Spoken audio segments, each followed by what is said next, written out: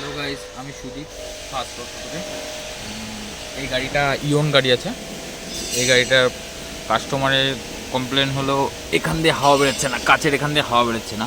আমি খুলে দেখি হাওয়া আসছে না, ফ্লাপ ম্লাপ ঘুরিয়েছি ফ্লাপ ম্লাপ ঘুরিয়ে দেখি হাওয়া আসছে না। ঠিক আছে, তারপরে গ্যাস ডোরটা খুললাম, খুলে প্রবলেমটা যে পেলাম তোমাকে দেখাচ্ছি। এই যে ড্যাশবোর্ডটা,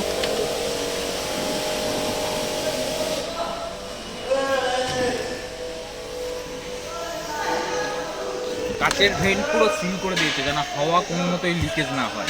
ঠিক আছে, এই প্রবলেম। এটার জন্য ফ্লাপগুলো দেখলাম, ফ্লাপের এখানে পন্স মন্স সব নষ্ট হয়ে গেছে। এটা এখন খুলবো, খুলে পুরোপুরি ঠিক করে রিপেয়ার করব ভালো করে। আর আজকের ভিডিও এইটুকুই। ভালো লাগলে লাইক করো আর শেয়ার করো, আর চ্যানেলটাকে নতুন হলে সাবস্ক্রাইব করো প্লিজ।